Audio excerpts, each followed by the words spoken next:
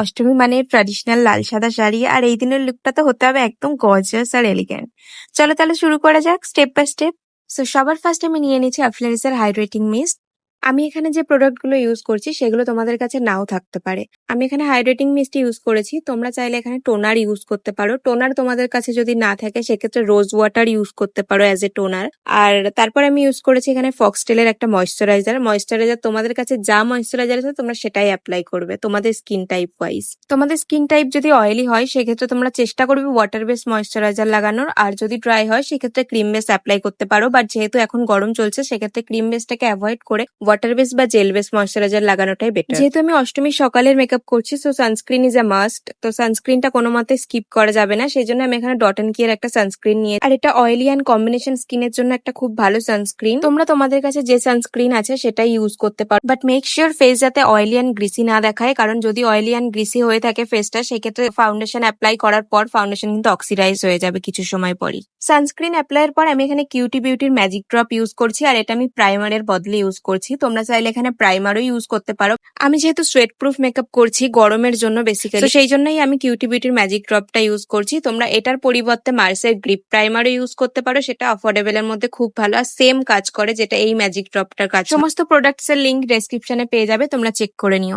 আমি এর আগের ভিডিওটাতেও বলেছি অরেঞ্জ কনসিলার কিন্তু ডাইরেক্ট চোখে অ্যাপ্লাই করবে না, চোখের নিচে বা আন্ডার আই বা যেখানে যেখানে ডার্ক এরিয়া সেখানে কিন্তু ডাইরেক্ট অ্যাপ্লাই করবে না। প্রথমে হাতের উপরে ওয়ার্ম আপ করে নিয়ে তারপরে গিয়ে অ্যাপ্লাই করবে, তাহলে প্রোডাক্টটাও কম ইউজ হবে, মেকআপটাও কেকি লাগবে না, ফাউন্ডেশনও অরেঞ্জ হয়ে যাওয়ার চান্সেস থাকবে না। ফাউন্ডেশনের জন্য তোমরা তোমাদের কাছে যে ফাউন্ডেশন আছে সেটাই ইউজ করতে পারো, কিন্তু আমি যেভাবে এখানে দেখালাম হাতের উপরে নিয়ে ভালো করে ওয়ার্ম আপ করে অ্যাক্টিভ করে নিয়ে তারপরে ইউজ করছি। যদি এইভাবে ইউজ করো ফাউন্ডেশন সেক্ষেত্রে বেসটা ফ্ললেস হবে আর মেকআপ কেকিও লাগবে না। যাদের স্কিন একদম ফ্ললেস তারা ব্রাশ ইউজ করতে পারো ব্লেন্ডিং এর জন্য, আর যাদের স্কিনে টেক্সচার আছে বা পিগমেন্টেড স্কিন তারা বিউটি ব্লেন্ডার ইউজ করবে ব্লেন্ডিং এর জন্য। আমি এখানে ব্রাশ ইউজ করার পরও একবার বিউটি ব্লেন্ডার দিয়ে ভালো করে ব্লেন্ড করে নিচ্ছি যাতে মেকআপটা কেকি না দেখায় আর খুব স্মুথ একটা বেস ক্রিয়েট হয়। মেকআপ লং লাস্টিং করার জন্য কিন্তু স্কিন প্রিপারেশনটা খুব ইম্পর্টেন্ট। সো আমি যেভাবে স্কিন প্রিপারেশন দেখিয়েছি একদম ভিডিও শুরুতে সেইভাবে কিন্তু স্টেপ বাই স্টেপ ফলো করেই তোমরা স্কিন প্রিপারেশন করো, তাহলে কিন্তু মেকআপ কেকি লাগবে না বা ফাউন্ডেশন অক্সিডাইজও হয়ে যাবে না আর মেকআপ লং লাস্টিংও হবে। এরপর ইউজ করবে কনসিলারটা তোমরা তোমাদের স্কিন টোনের থেকে এক শেড লাইট কনসিলার নেবে, আর খুব বেশি লাইট নিতে যাবে না, খুব বেশি লাইট নিলে কি কনসিলারটা গ্রে হয়ে যাওয়ার চান্সেস থাকে। সো তোমাদের স্কিন টোনের থেকে এক শেড লাইট কনসিলারই ইউজ করবে। আর দেখতেই পাচ্ছ কনসিলারটা আমি খুব অল্প পরিমাণে ইউজ করছি, প্রোডাক্টস খুব কমই ইউজ করবে, যতটা দরকার ততটা ইউজ করবে, হাইলাইটিং এরিয়াগুলোতেই শুধু কনসিলারটা ইউজ করবে। এরপর নিয়ে নিলাম একটা ব্লাশ, আমি এখানে লিকুইড ব্লাশ ইউজ করছি। যদি তোমরা ক্রিম কন্ট্যুর বা ক্রিম ব্লাশ বা লিকুইড ব্লাশ ইউজ করো সেক্ষেত্রে এই সময়টাই করে নেবে, কারণ পাউডার সেটের পরে কিন্তু ক্রিম বা লিকুইড কোনো প্রোডাক্ট অ্যাপ্লাই করতে পারবে না। সো পাউডার সেটের আগে যত ক্রিম বা লিকুইড প্রোডাক্টটা অ্যাপ্লাই করে নেবে।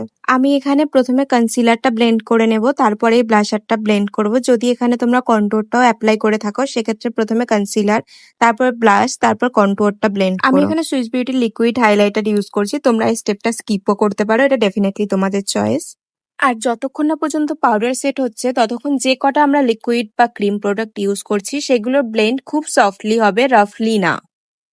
সমস্ত প্রোডাক্টস খুব ভালো করে ব্লেন্ড করে নেবে। ব্লেন্ড করে নেওয়ার পর আমি এখানে আইব্রো করার জন্য হিলরি রোডার আইব্রো ড্রয়িং প্যালেটটা নিয়েছি। এটার থেকে আমি দুটো শেড মিক্সড করেই আমার আইব্রোটা করেছি, আর আইব্রোর টিউটোরিয়ালটা আমি স্কিপ করে দিচ্ছি, নাহলে ভিডিওটা অনেক লং হয়ে যাবে।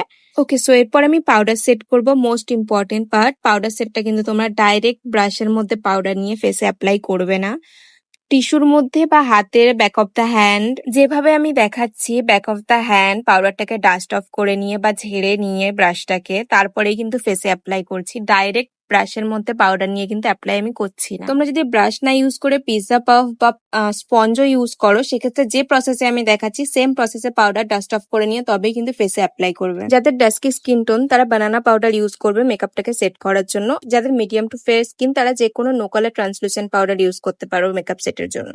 সো ভালো করে পাউডার সেট করে নেওয়ার পর আমি এখানে পাউডার ব্লাশার ইউজ করছি। তোমরা দেখতেই পাচ্ছ আমি যে ব্রাশটা দিয়ে কিন্তু পাউডার সেট করলাম সেম ব্রাশ দিয়েই আমি ব্লাশারও অ্যাপ্লাই করছি। তো ডিফারেন্ট ব্রাশের দরকার পড়ে না, একটা ব্রাশই এনাফ। তারপর পাউডার কন্ট্যুর করে নিচ্ছি। পাউডার কন্ট্যুরের জন্য আমি এখানে NYB এর প্যালেট ইউজ করেছি।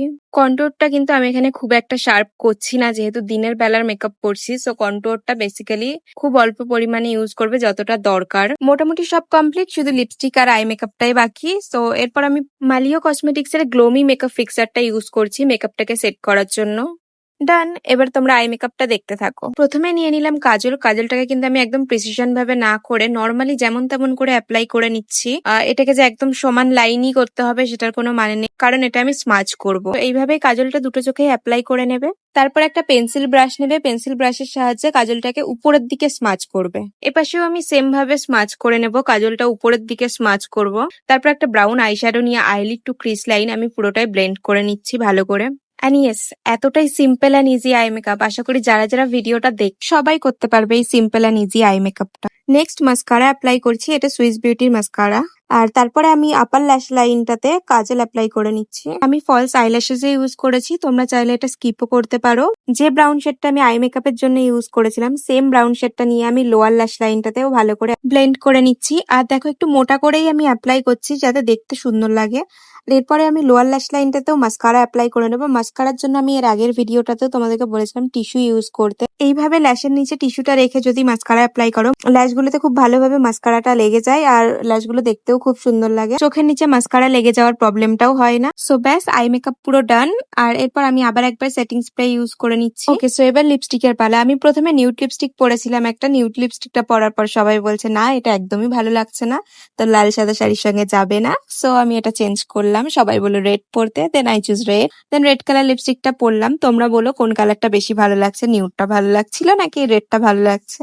এরপর একটু হাইলাইটার অ্যাপ্লাই করে নিলাম। আর অষ্টমীর লুকটা আমি আগে আপলোড করেছি, কারণ ষষ্ঠী আর সপ্তমীর ড্রেসটা আমার কাছে এখন এসে পৌঁছায়নি। সো সেই জন্য আগে অষ্টমীর ভিডিওটা আপলোড করে দিলাম। So this was my Ashtami makeup look. যদি ভালো লেগে থাকে অবশ্যই লাইক, শেয়ার আর চ্যানেলটা সাবস্ক্রাইব করো। See you in my next video with ষষ্ঠীর লুক। বাই।